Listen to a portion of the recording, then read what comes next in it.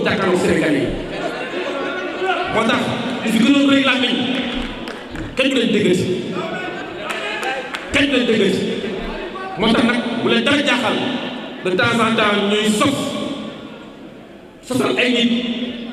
di inventé ay sàcc ay détournement lu nekk pour Sénégal ne ah ñun de lu ñu amul nii ñi fi nekkoon ñoo tax amuñu lu ñu am te loolu du dëkk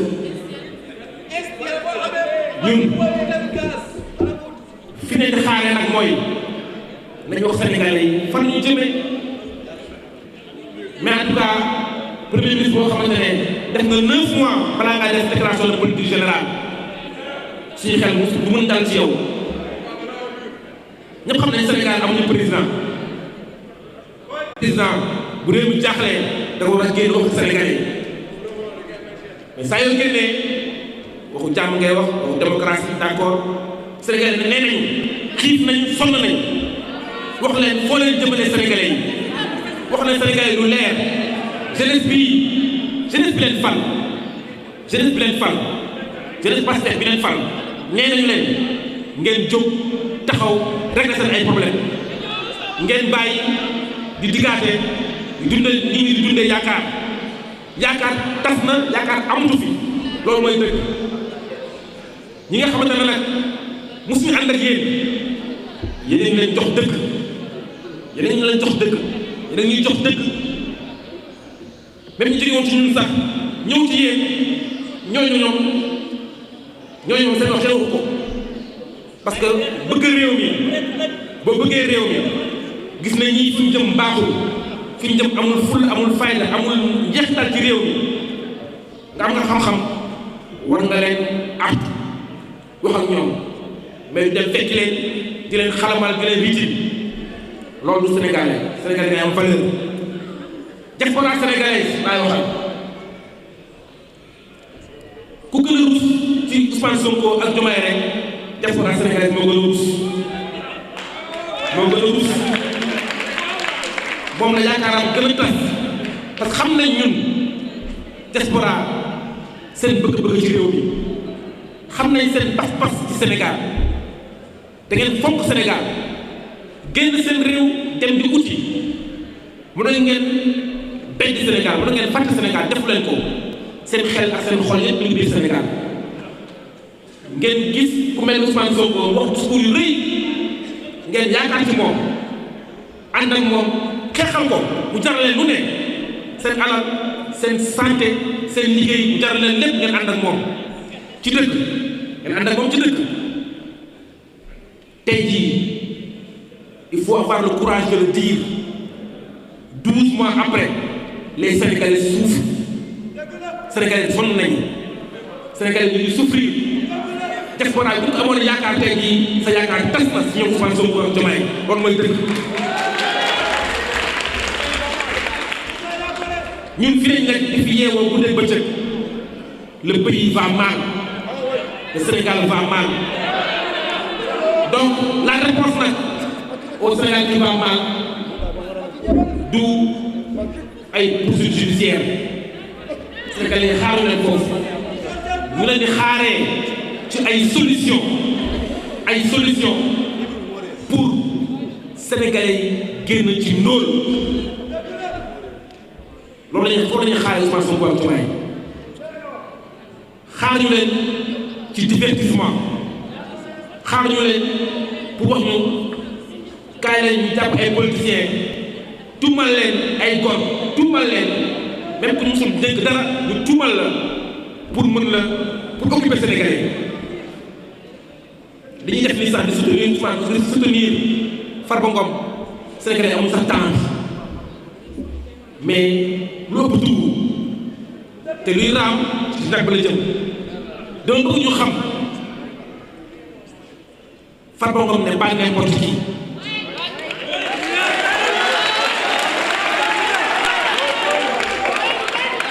ñoom bu ñu xeebee Farba Ngom bu ñu nawloowul Farba Ngom ñun nawloo nañ Farba Ngom ñun bëgg nañ Farba Ngom ñun xam nañ Farba Ngom ñun xam nañ njëriñu Farba Ngom ci ay mbokkam xam nañ njëriñ Farba Ngom ci réew mi xam nañ njëriñ Farba Ngom ci diaspora bi. Farba Ngom doomu Sénégal la boo xamante ne dafa amal njëriñ Sénégal bëgg ay mbokkam di dimbali ay mbokkam nit ku baax la nit ku baax la moo tax nag ku ko laal ku ko laal donc ñun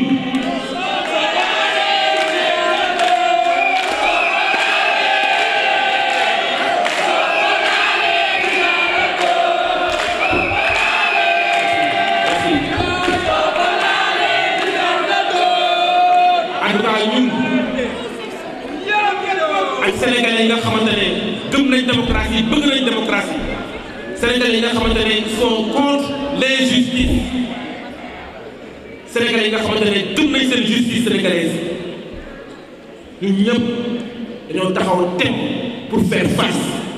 défendre ak soutenir honorable député Farba Ngom ñu jaajëfal ñëpp nag jaajëfal waa diaspora pour seen mobilisation jaajëfal Sénégal yëpp sénégalais yëpp pour seen mobilisation waaye gàcce ngaalama lay Fuutanke gàcce ngaalama Fuutanke yi gàcce ngaalama lay Fuutanke seen taxawaay rafet na Sénégal nag Sénégal dañ lay tooñ boo défendre sa doom ñu ne yow dangay def ay affaire xeet Sénégal dangay nekk sa dëkk ñu nangu sa dëkk neen nag bu wax parce que boo waxee parce que waroo wax nañ xam ne ñun dañuy assumer nos positions nous sommes des Sénégalais à part entière nous sommes des Sénégalais yoo xamante ne dañoo bëgg réew mi ba pare nag liggéeyal réew mi dañoo liggéeyal réew mi moo tax aussi les ministres les DG de Macky Sall les responsables politiques de Macky Sall les maires yu fi nekkoon ak camp Benno Bokk Yaakaar amu leen dara loo leen di rus fii ci Sénégal parce que dañoo liggéey réew mi dañ def lu rëy dañoo liggéey réew mi nit ki nag àdduna benn mag bu baax doon ma ko wax fële ci Touba mu ne mag mu baax fële ci Touba lan la wax nit boo bëggul lu baax lu bon rek ngay am boo bëggul lu baax lu bon rek ngay am donc rendez-vous suba ñu ñëpp dem pôle financier soutenir honorable député Farba Ngom wan askan bi yëpp te Sénégalais yi nee nañu utiliser justice pour xeex opposant politique xewi na Sénégal donc maa ngi leen jaajëfal bu baax a baax di leen remercier la presse remercier militants yi di déglu ci kàddu yi merci beaucoup.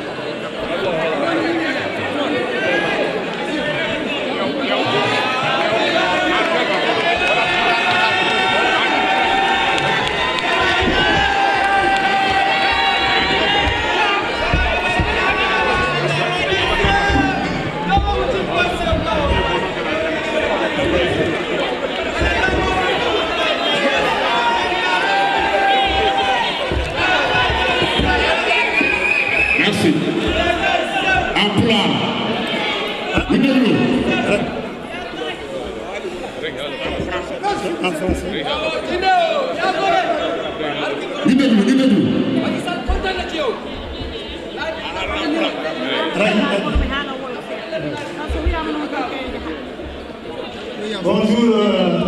tout le monde. En tout cas, on remercie les journalistes qui sont venus très nombreux.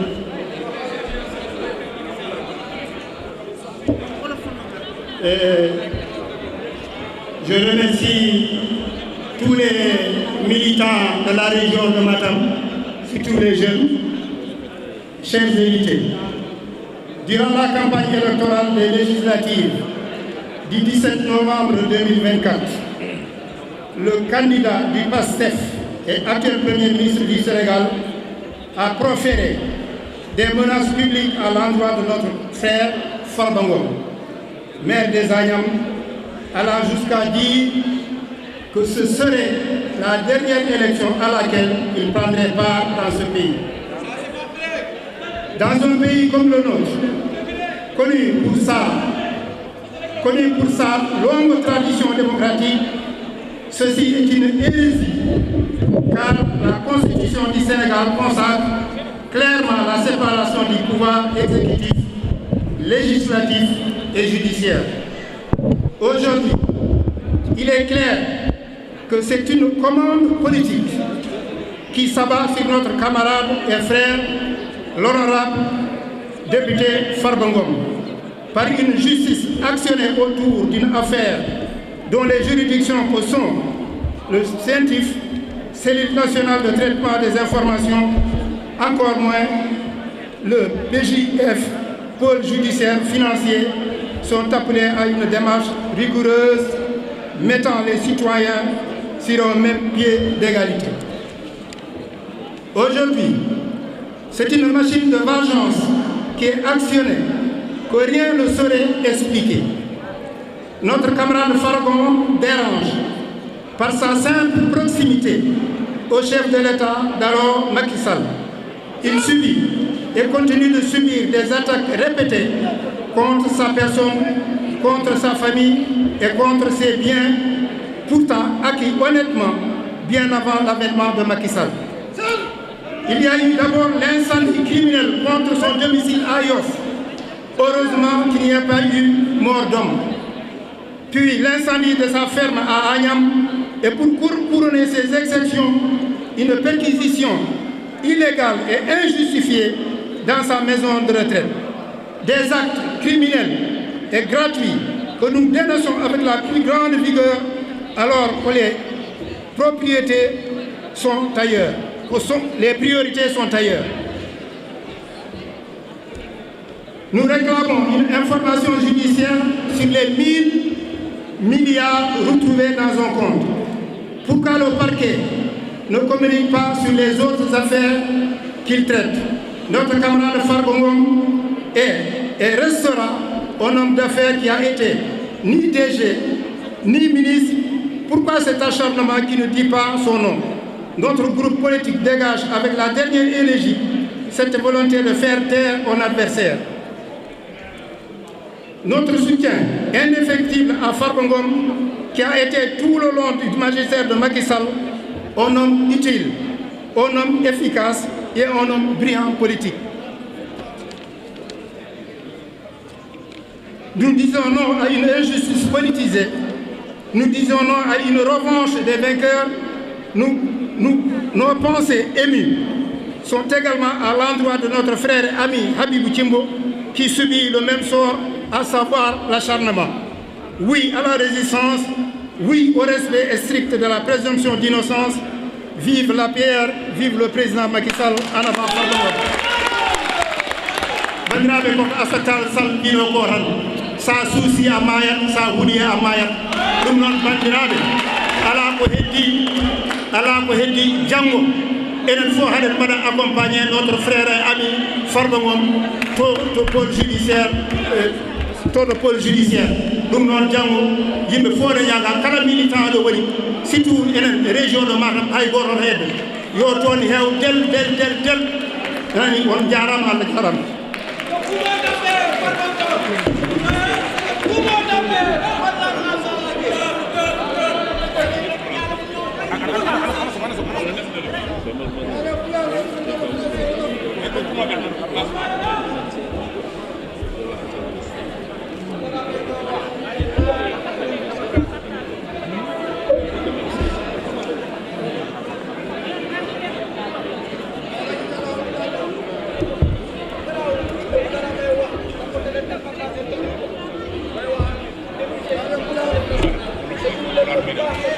fo hewata seeto